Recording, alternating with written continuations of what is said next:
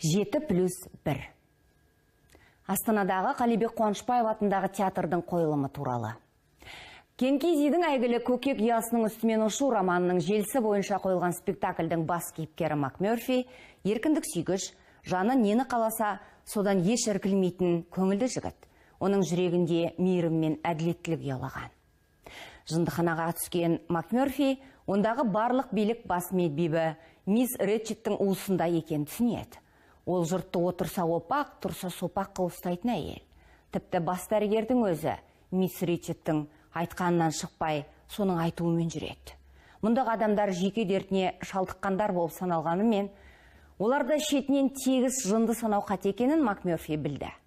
Ол емханада темірдей тәртіп орнатып, өзгелердің еркін өзіне тұтас бағындырып қойған Ретчетке қарсы ымырасыз күрес ашады. Белгілі публицист Шархан Қазығұлдың Фейсбуктегі «Қырандар төбеге қонбайды» деген жазбасынан үзінді алдым. Спектакль туралы жақсы жеткізген. Мықты театр майда тақырыпқа бармайды. 7+1 спектаклі қоғамдық сананы оятатын шығарма ретінде сахнаға шығарылғаны театрдың беделін бұрынғыдан да арттыра түсті.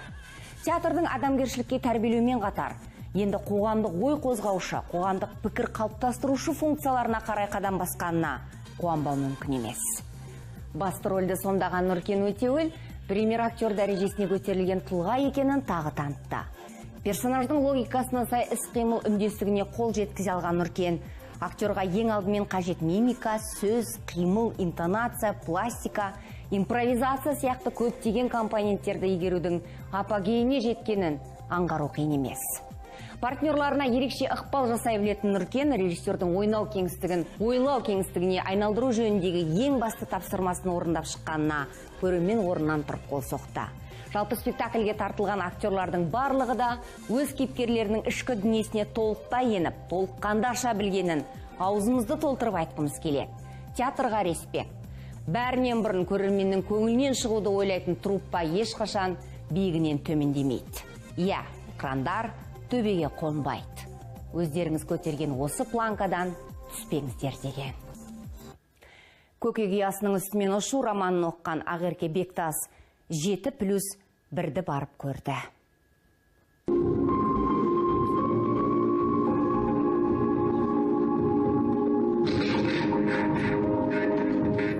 Қатып қалған қасан қағида, ескі сүрлеу, енжар еркіндік һәм тәуелділік. Бұл дүниелер бойыңыздан табылып жатса, қоғамға сыймай қалуыңыз ғажап емес. Көршің соқыр болса, бір көзіңді қысып жүр дейді, ал қоғамың қисық болса, қалай түземек керек? Өлер ашақтан шаршағандардың шерменде күйін кім түсінсін?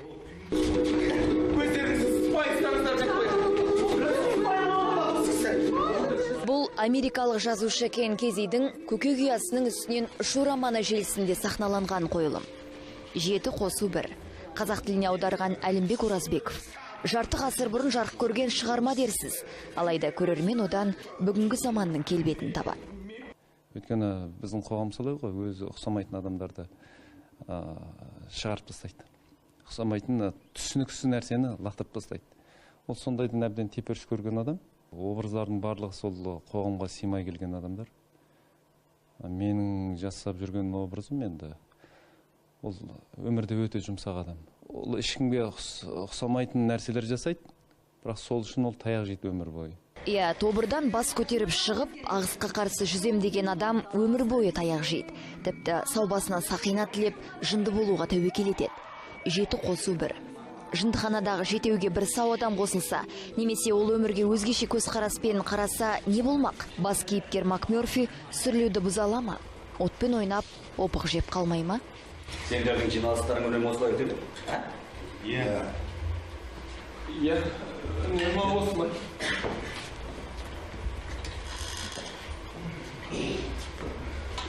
Қыстау басында қырғынға ұқсайды. Бір қора тауық, араларында қансыраған тауықты көрсе, бәрі жабылып шоқи бастайды. Қанатына дейін, сүйегіне дейін. Сау бола тұра жындыханаға торыққан адамдар туралы айтады.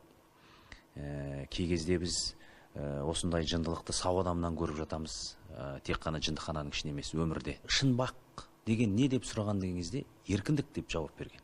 Ал біз тәуелсізбіз, біз еркіміз деп жүре кей кезде шын шынайылықтан шатасып жататын кездеріміз болады. Біз ақиқаттан адасып жататын кездеріміз болады. Қалыптасып қалған күн тәртібін әбден бұйығып өз мінез қалған дүниеге бір жаңадан ауа кіргізеді, жаңа бір леп, жаңа бір жел, өмірге басқаша қарап, жаңа өздерімен өздері енді міне өлім үстіне қалып, жағдай тіпті нашарлап кеткен адамдар қайта өмірге деген құштарлығы оянып, өздері күресуге дейін барады. Кен Кезидің романы желісінде 75 жылдары түсірілген фильмді де көрген боларсыз. Басты кейіпкер Патрик Макмерфиді атақты актер Джек Николсон сомдайды. Фильмді де, спектакльді де көрген соң, санаңның сонау бір түкпірінен бұлқыныс, мүмкін бір сілкініс сезімі саңлау таппай саңдалып жүреді. Кейіпкерге ұқсап қатып қалған қалыпты қиратқың келгенде шықынасың. Ал сенің бұл бақытты, бостандық іздеген болмысыңды 5 минут сайын бұғаттап тұратын медбике бар. Билли, почему ты хотел на ней жениться? Я ее любил. Твоя мама сказала, что ты никогда не говорил ей об этом.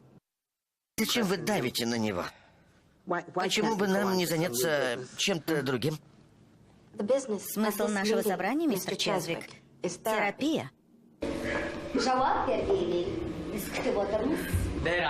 Анамның сөзінен кейін басталды. Мен анаммен кездескен сайын үнемі күйзеліске ұшыраймын.